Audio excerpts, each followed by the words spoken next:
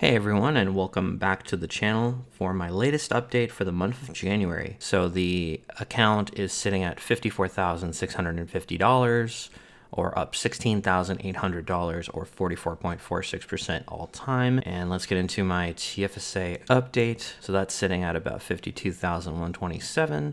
And I started off by selling my entire stake of Dollarama. I sold it for about a 40% gain, as I think the stock is overvalued by about $20, and I wanted to start a new position in ASML, which I think is trading at an attractive price. This business is a monopoly, and they have no true competitor for their lithography machines, which make high-end computer chips. They also had fantastic earnings, and they had 2 times the bookings that the market expected, and cash flows were much higher than expected. This was a stock pick in both of my stock picks for 2025 and my best stocks for January, which I'll link in the description below.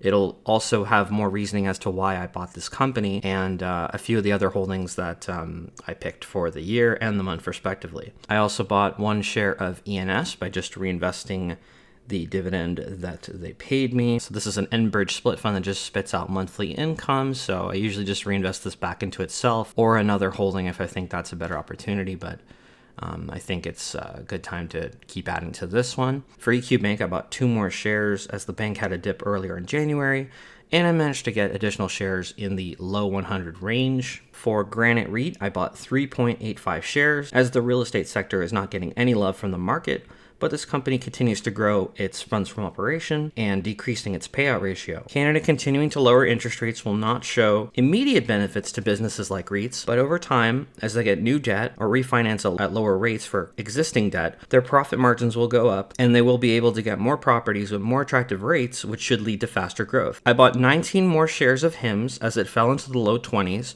So my profit from my Dollarama sale went into here, as I think it's the fastest growing company in my TFSA. I got another 11 shares of HTA, which is a technology ETF that holds 20 very high quality tech companies and pays an 8% dividend yield that the fund manager continues to increase over time. And I started a new position in InterRent REIT, which is an apartment REIT. Started off a position with about 60 shares, as I think it's massively undervalued, and the dividend yield is extremely high at nearly 4%, when ordinarily you would see this REIT offering about a below 2% yield. They also grow that distribution at a nice rate, and they also grow funds from operation and keep the payout ratio very consistent and safe. And no matter what, people will keep paying rent, and apartment buildings will always have demand in Canada, since our property prices are some of the highest in the world relative to our incomes, and we still have a massive housing shortage for years to come. And for TELUS, I bought up 6 more shares, as just like the REIT sector, telecoms are also beat up, and it will benefit from a lower interest rate environment,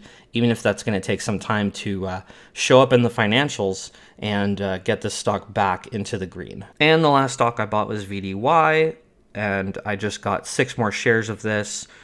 Just a nice steady ETF that holds all the major Canadian banks, energy stocks, and telecoms. It pays a nice monthly dividend that grows over time. And if you like the video and want to keep following for my updates, please do leave a like and subscribe to the channel so you never miss one of my updates. And if you want to get started with investing on your own and starting to build dividend income, or just start investing for your future, feel free to use my sign up link for WealthSimple in the description below. For the dividends earned all time, I've received $3,989.90 in the portfolio since starting it. Annual dividend income has increased from $2,087 annually to $2,179 per year. So a nice increase there. Our monthly average has gone up from $173.95 a month to $181.66. And our daily average income has increased from $572 per day to $597 a day. So nearly $6 per day, which is one of my next goals that I'm trying to hit in the portfolio. So I should hit that sometime in February just by reinvesting dividends and making some more deposits into my account. And the days of freedom is how I calculate how many days of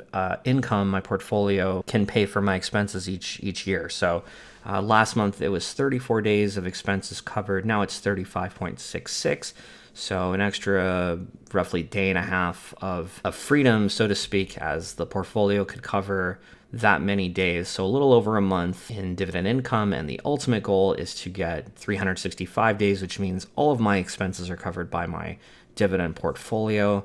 And that would give me flexibility to, work part-time or maybe not work at all. We'll see how this goes, but that's the ultimate goal. So we're getting closer to that every single month. And the hourly wage, if my portfolio were to work a 40-hour work week for me, it was $1 per hour for a 40-hour work week, and now it's gone up to $1.05. So that's about a 5% increase month to month, which is very nice. And we're just going to keep increasing this every month. And the next major milestone for this would be $2 per hour. And for January, we've received $205.30 in dividends to start off 2025. So that's pretty much it. And I'll see you guys next time.